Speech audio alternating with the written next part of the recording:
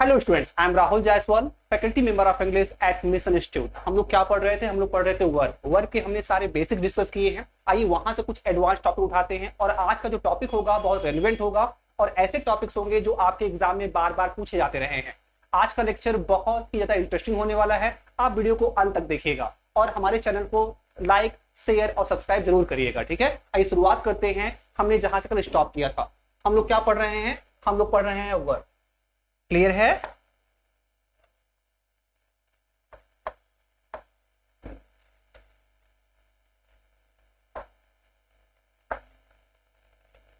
हम लोग पढ़ रहे हैं वर्क। तो कल हमने डिस्कस किया था वर्क के अपने कितने पार्ट्स होते हैं। वर्क के अपने दो पार्ट्स होते हैं, एक होता है लेक्सिकल वर्ब, एक होता है एक्सिलरी वर्ब।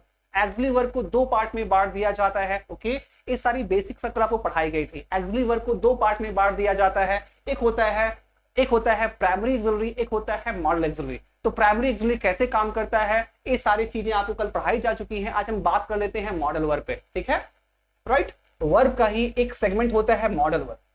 राइट, वर्ब क्या होता है? एक सेगमेंट हो जाता है मॉडल वर्ब।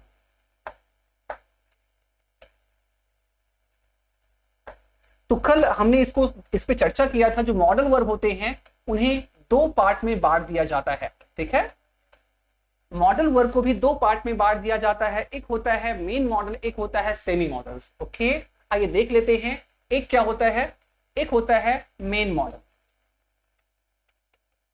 एक होता है मेन मॉडल और एक क्या होता है? एक होता है सेमी मॉडल। राइट, अब मेन मॉडल क्या होता है, सेमी मॉडल क्या होता है, आइए इस पे डिस्कस करते हैं। ओके, मेन में क्या आ जाता है? कल लिखवाया गया था, आज हम रिकैप कर दे रहे हैं। मेन में क्या आ जाएगा? Can, could, may, might, will, would, shall, should, must और ought to। ये सारे किसमें आ जाएंगे? ये सारे आ जाएंगे आपके मेन मॉडल्स में। ठीक है, ओके। क्या क्या है? कैन है, कुड है, मे है, माइट है, विल है, वुड है, शैल है, शुड है, मस्ट है और ought to है। These are called main modals. और हमारे पास तीन होते हैं सेमी मॉडल्स। अब तीन कौन कौन से हैं, आइए देख लेते हैं। एक है डेयर, एक है डेयर, एक है नीड और एक है आपका यूज टू। Right, okay. इन्हें कहा जाता है सेमी मॉडल्स। इन्हें सेमी मॉडल्स क्यों कहा जाता है, आइए हम डिस्कस कर लेते हैं। सेमी का मतलब होता है हाफ और मॉडल का मतलब जानते ही हो। ओके, तो ये हाफ मॉडल की तरह सेंटेंस में काम किए जाते हैं। इन्हें हाफ मॉडल कहा क्यों जाता है, इसके पीछे वजह होती है। इस सेंटेंस में एज अ मॉडल वर्ब की तरह भी यूज किए जाते हैं और इस सेंटेंस में एज अ मेन वर्ब की तरह भी यूज किए जाते हैं, इसलिए इन्हें कहा जाता है सेमी मॉडल्स। चीजें आई होप आपको समझ में जरूर आ रही होंगी, इसलिए इन्हें सेमी मॉडल्स कहा जाता है।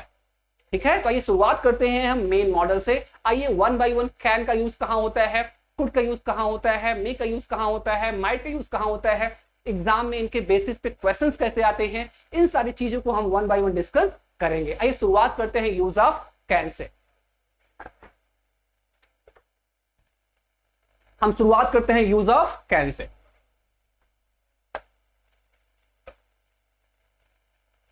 देखिए, कैन का यूज कहां किया जाता है, तो आपने बुक्स में पढ़ा होगा या आपने कई जगह पढ़ा होगा। कैन का यूज एबिलिटी या पावर को दिखाने के लिए किया जाता है। राइट, और भी बहुत सारे यूजेस हैं जो कैन के बेसिस पे पूछे जाते रहे हैं।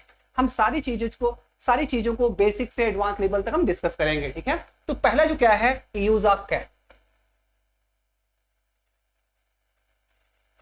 यूज ऑफ कैन है। कैन का यूज कहां किया जाता है, कैसे किया जाता है, तो आइए देख लेते हैं।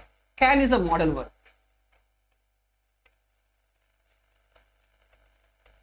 Can is a model verb that is used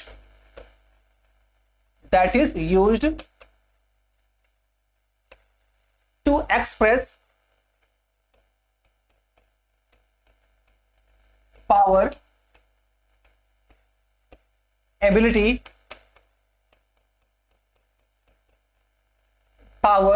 ability, permission,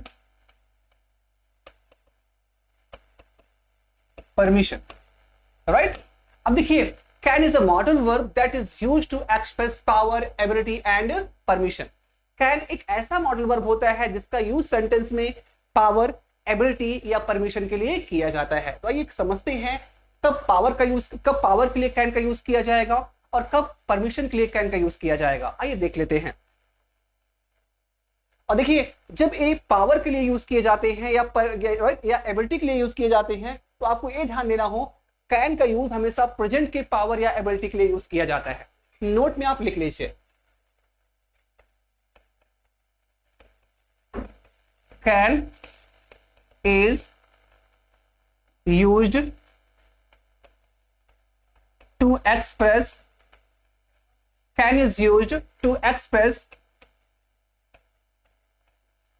the power and ability of the present. Can is used to express the power and ability of the present. Can का यूज प्रेजेंट की ability या power को show करने के लिए किया जाता है। ओके, प्रेजेंट का कैसे आइए एग्जांपल से समझेंगे तो हम ज्यादा समझ पाएंगे। हम कह सकते हैं you can defeat him in the race। हम क्या कह सकते हैं you can defeat him in the race। आप उन्हें रेस में हरा सकते हो। अब यहां देखिए इसका मतलब है कि एक प्रेजेंट की आप में एबिलिटी है, right. You can defeat him in the race का मतलब क्या है, तुम उसे रेस में हरा सकते हो। इसका मतलब क्या है कि आप प्रेजेंट में इतने बलवान हो, आप में प्रेजेंट में इतनी क्षमता है कि आप उसे रेस में हरा सकते हो। तो कहीं ना कहीं ये जो कैन वर्ब है, एक कैन आपका यहां पे प्रेजेंट की पावर दिखा रही है। ये आपका कहीं कहीं प्रेजेंट का पावर दिखा रहा है। लेकिन कुछ सिचुएशंस ऐसी होती हैं जहां पर हम प्रेजेंट की नहीं फ्यूचर की बात कर लेते हैं। ओके, तो वहां पर हम कैन का यूज नहीं कर सकते। हम कहें in the time to come you can also speak English like me. आने वाले समय में आप भी मेरी तरह अंग्रेजी बोल सकते हो। अगर मैं कहूं in the time to come, in the time to come you can speak English like me. क्या लिखा हुआ है, in the time to come you can speak English like me. आने वाले समय में आप मेरी तरह अंग्रेजी बोल सकते हो। ये सेंटेंस हमारा गलत हो जाएगा भाई, ये सेंटेंस सही नहीं है। ये सेंटेंस क्या है, गलत है। अब गलत क्यों है आइए समझते हैं, राइट। और ये सेंटेंस आपका बिल्कुल सही है। तो आपको ये समझना होगा जब प्रेजेंट की एबिलिटी की बात की जाए तो वहां पर हम कैन का यूज कर सकते हैं, लेकिन जब फ्यूचर की एबिलिटी की बात की जाए तो वहां पर कैन नहीं आएगा। अब यहाँ पे देखिए in the time to come, आने वाले समय में, इसका मतलब क्या है कि वर्तमान में आप अंग्रेजी नहीं बोल पाते, लेकिन ओके अभी आप प्रयास कर रहे हो, आप प्रैक्टिस कर रहे हो, आप अंग्रेजी सीख रहे हो, लेकिन आप फ्यूचर में अंग्रेजी बोल लोगे ऐसा ही लगता है। तो यहाँ पर हम कैन का यूज नहीं कर सकते। यहाँ पे किसका यूज किया जाएगा आइए देख लेते हैं। हम आपको पहले रूल लिखते हैं फिर आपको एग्जाम्पल से समझाते हैं, ठीक है।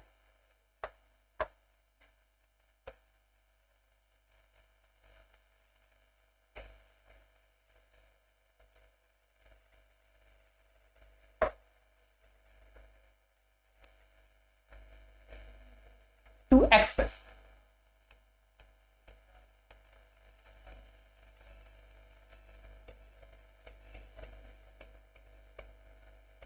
to express the ability, to express the ability of the future. To express the ability of future we cannot use can। we cannot use can। क्या लिखा हुआ है, to express the ability of the future we cannot use can।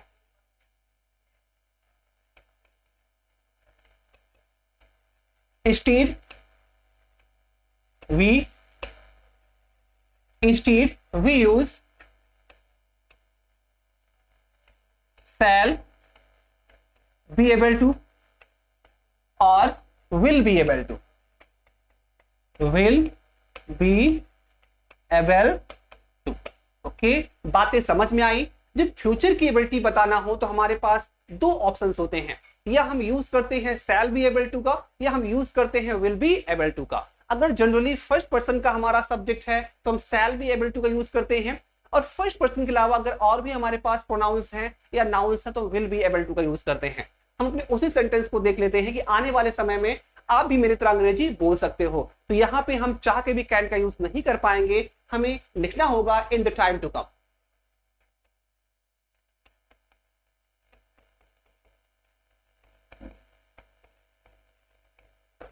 In the time to come, you will be able, you will be able, you will be able to speak English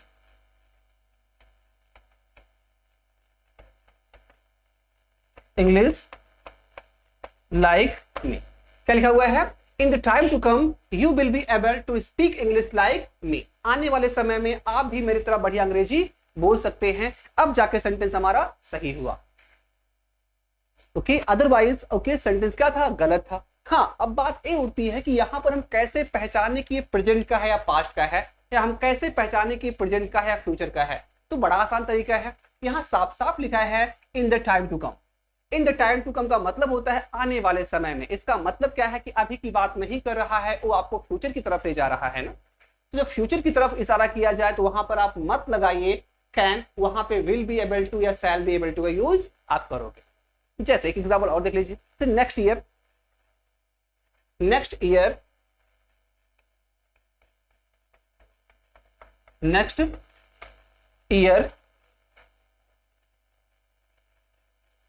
I shall be able to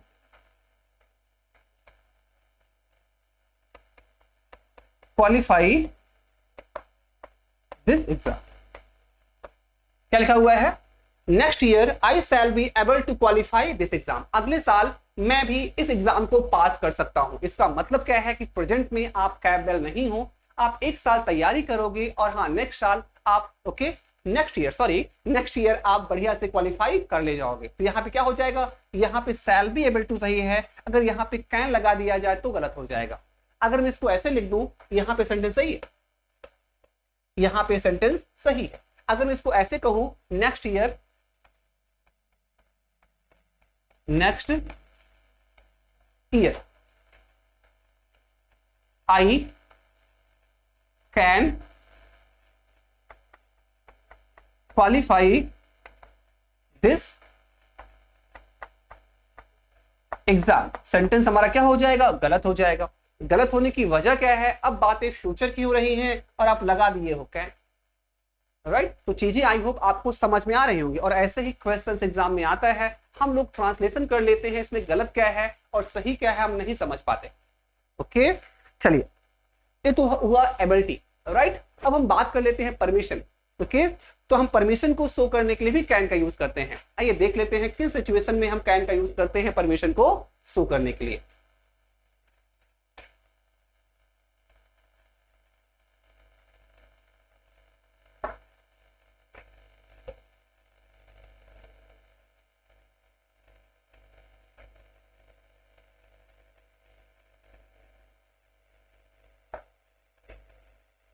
अब देखिए, can is used to express permission. Can is used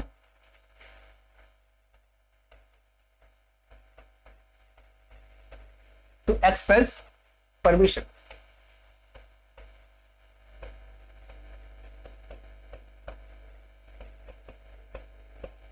okay, साफ साफ लिखा है can is used to express permission. Permission के लिए भी हम कैन का यूज करते हैं। आइए एग्जांपल देखते हैं। अगर मैं कहूं यदि आपने अपना काम कर लिया है तो आप घर जा सकते हो। ओके, अगर कहा जाए if you have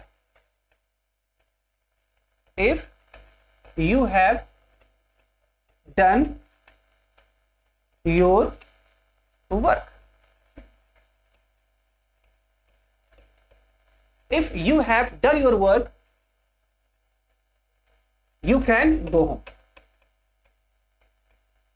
You can go home. क्या लिखा हुआ है? यदि आपने अपना काम कर लिया है तो आप घर जा सकते हैं। यहाँ पे जो कैन है, कैन यहाँ पर एबिलिटी नहीं बता रहा है और ना ही पावर बता रहा है। यहाँ पे कैन बता रहा है आपके परमिशन को।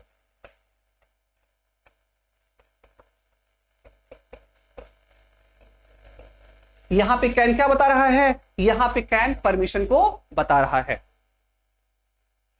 आई होप चीजें आपको समझ में आ रही होंगी। ओके, समझ में आ रहा है? तो कैन का यूज कब किया जाता है?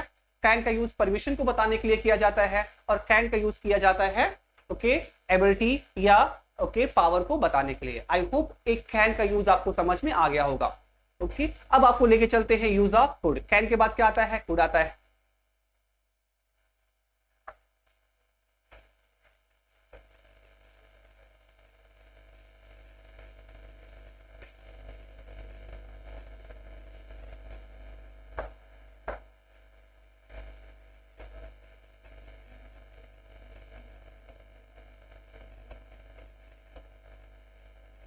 Use of could.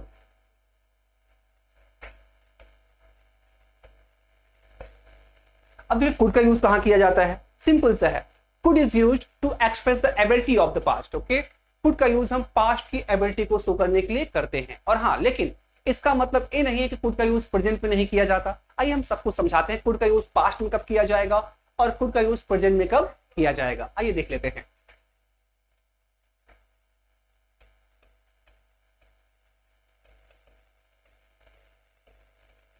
could is used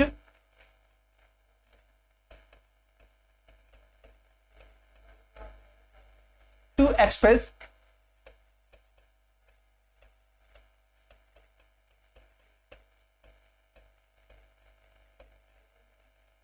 could is used to express the ability of the past.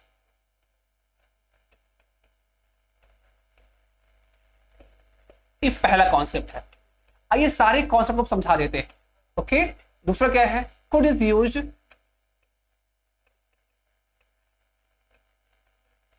to express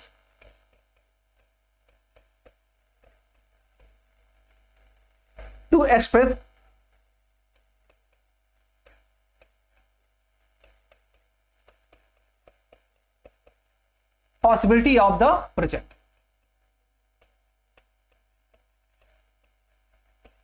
मतलब कुड का यूज केवल पास्ट में ही नहीं किया जाता, कुड का यूज प्रेजेंट में पॉसिबिलिटी को बताने के लिए किया जाता है। आपने लिखा है ना, could is used to express the possibility of the present. Present की पॉसिबिलिटी को बताने के लिए कुड का यूज किया जाता है और पास्ट की एबिलिटी को बताने के लिए भी कुड का यूज किया जाता है। आइए देख लेते हैं एक सिचुएशन में कुड का यूज और किया जाता है। वो कौन सी सिचुएशन है?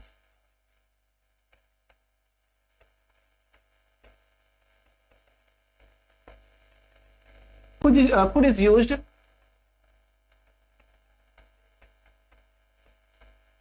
to express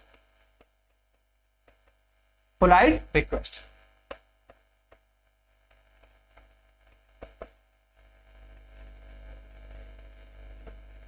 कुड का यूज पोलाइट रिक्वेस्ट को यूज करने के लिए किया जाता है। आइए समझते हैं, ऊपर देख लेते हैं। कुड का यूज एक बार आपने क्या लिखा है? Could is use to express the ability of the past. एक बार तो कुड का यूज हम पास्ट की एबिलिटी को शो करने के लिए करते हैं। ओके, और हाँ, फिर इसका मतलब ये बिल्कुल भी नहीं होता कि हम कुड का यूज प्रेजेंट में नहीं कर पाते। तो कुड का यूज प्रेजेंट में होगा तो किस सिचुएशन में होगा? फिर वहां पे आप करोगे प्रेजेंट की पॉसिबिलिटी को बताने के लिए कुड का यूज करते हो और कुड का यूज पोलाइट रिक्वेस्ट को बताने के लिए भी किया जाता है। ये तो इसकी डेफिनेशन है, ये तो इसका रूल है। आप इसका स्क्रीनशॉट भी ले सकते हो, आप इसे नोट डाउन भी कर सकते हो। और हाँ, अब जब तीनों के हम एग्जाम्पल समझेंगे तो हमारे दिमाग में और समझ में आएगा, हमें चीजें और भी क्लियर हो जाएंगी। आइए हम तीनों के एग्जाम्पल देख लेते हैं।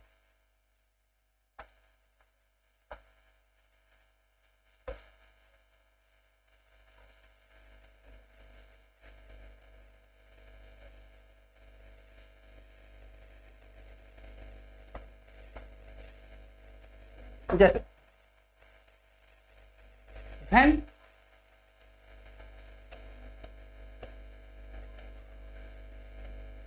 when I was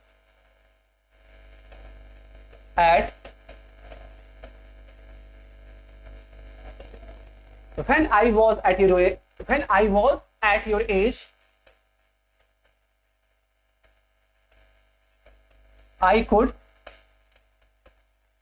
ride the bike. क्या लिखा हुआ है? When I was at your age, I could ride the bike. जब मैं तुम्हारी उम्र का था तो मैं बाइक चला लेता था. यहां पे क्या है? ए आपकी पास्ट की एबिलिटी है ना. अब यहां पे देखिए, when Sarla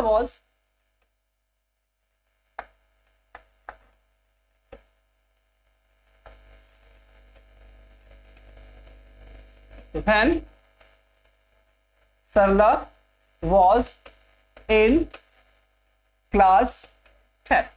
When Sarla was in class 10, she could speak English fluently. क्या लिखा हुआ है? When Sarla was in class 10, she could speak English fluently. अब देखो दोनों सिचुएशन में क्या किया है? could का यूज किया है और दोनों में क्या हो रहा है? पास्ट की एबिलिटी बता रहा है ना. ऊपर क्या लिखा है? When I was at your age, जब मैं तुम्हारी उम्र का था तो मैं साइकिल या मैं बाइक चला लेता था. तो ये आपकी एबिलिटी ही तो है और कहाँ की एबिलिटी है? पास्ट की एबिलिटी है. अपने दूसरे सेंटेंस पे आइए. When Sarla was in class 10, जब सरला क्लास 10 में थी तो बढ़िया इंग्लिश बोल लेती थी. ये भी क्या है? पास्ट की एबिलिटी. फिर हमने क्या पढ़ा? कुड का यूज प्रेजेंट की पॉसिबिलिटी को बताने के लिए भी किया जाता है. आइए उसका एग्जांपल देख लेते हैं.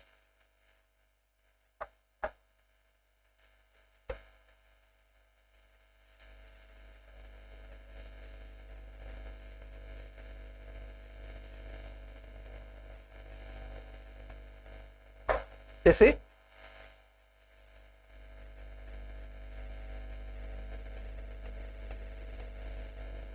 these boys do not study at home.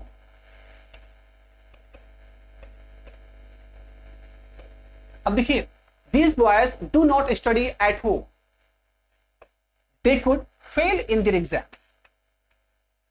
They could fail in their exam. इसका क्या मतलब है?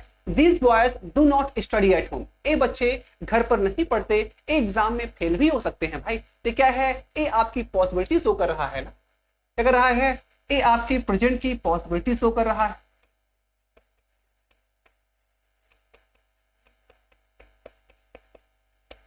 ये पास्ट की बात नहीं कर रहा है, ये प्रेजेंट में आपको पॉसिबिलिटी बता रहा है. चीजें आई होप समझ में आपको आ रही होंगी. These boys do not study at home. They could fail in their exams. Okay, ये क्या है? सिंपल सा है. प्रेजेंट की आप क्या बता रहा है? एक प्रेजेंट की पॉसिबिलिटी को बता रहा है. हमने कहा था कि जो पोलाइट रिक्वेस्ट होते हैं उनको शो करने के लिए हम कुड का यूज कर सकते हैं. आइए देख लेते हैं. जैसे हम कहें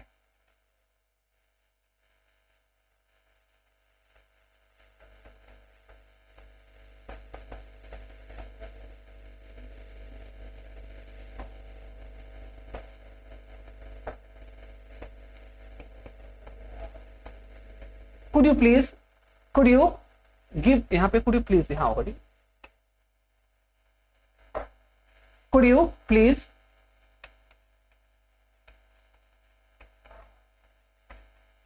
give me your phone to make a call. अब देखिए, could you please give me your phone to make a call. क्या आप अपना फोन मुझे कॉल करने के लिए देंगे क्या? तो कहीं ना कहीं आप सामने वाले से रिक्वेस्ट करके उसका फोन आप मांग रहे हो ना. यहाँ क्या हो जाएगा? यहाँ हो जाएगा पोलाइट रिक्वेस्ट.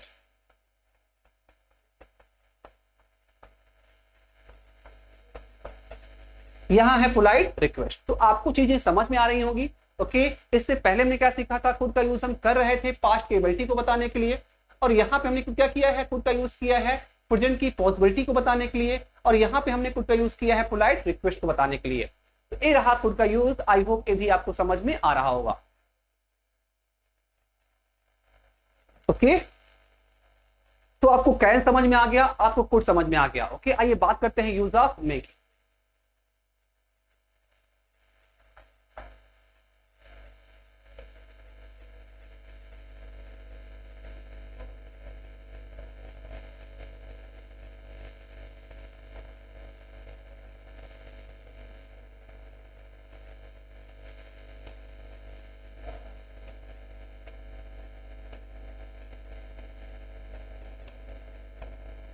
अब देखिए यूज ऑफ मे का यूज कहां किया जाता है, आइए समझते हैं। मे का यूज बेसिकली दो सिचुएशंस में किया जाता है। मे का यूज किया जाता है एक तो परमिशन बताने के लिए, और दूसरा मे का यूज किया जाता है किसको, मे का यूज किया जाता है पॉसिबिलिटी या एजम्पशन को बताने के लिए, right.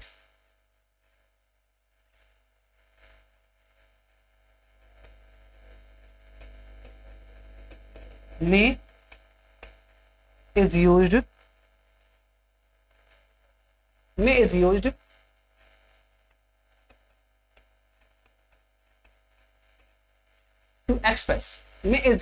to express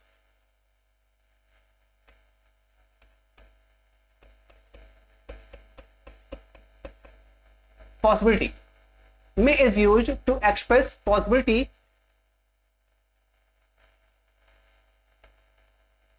and permission.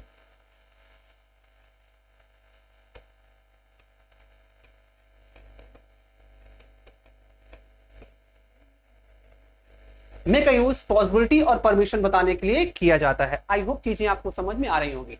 दो सिचुएशन में हम मे का यूज कर सकते हैं, एक तो पॉसिबिलिटी बताने के लिए कर सकते हैं, और दूसरा हम कर सकते हैं परमिशन को बताने के लिए। क्लियर है?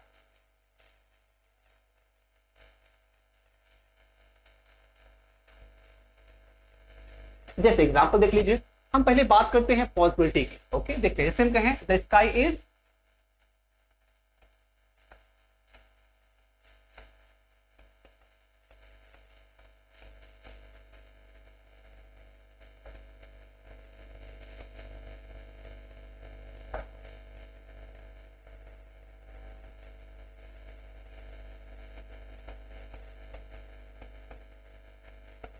the sky is overcast. Okay,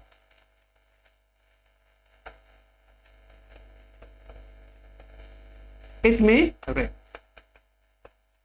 The sky is overcast, it may rain. समझ में आ रहा है? The sky is overcast, it may rain. फिर क्या है?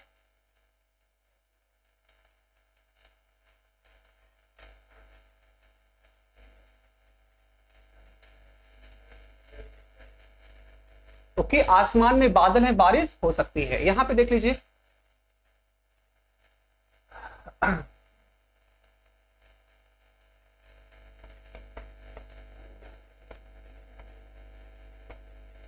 you may go if you want. यदि आप जाना चाहो तो जा सकते हो। तो आइए देख लेते हैं, यहां पे मे का यूज किया गया है किसके लिए, परमिशन के लिए, और यहां पे मे का यूज किया गया है पॉसिबिलिटी के लिए, राइट। तो बच्चों आज के लिए इतना ही। ओके, आई होप ये वीडियो आपको जरूर अच्छा लगा होगा। ओके, तो हमारे इस चैनल को राइट, ये वीडियो आप पूरा देखिए, और जो भी चीजें आपको नहीं समझ में आई हो आप मुझसे राइट बाद में आप कमेंट के माध्यम से मुझसे पूछ सकते हैं, राइट। तो आज के लिए इतना ही, मिलते हैं कल इसी समय इसी चैनल पर।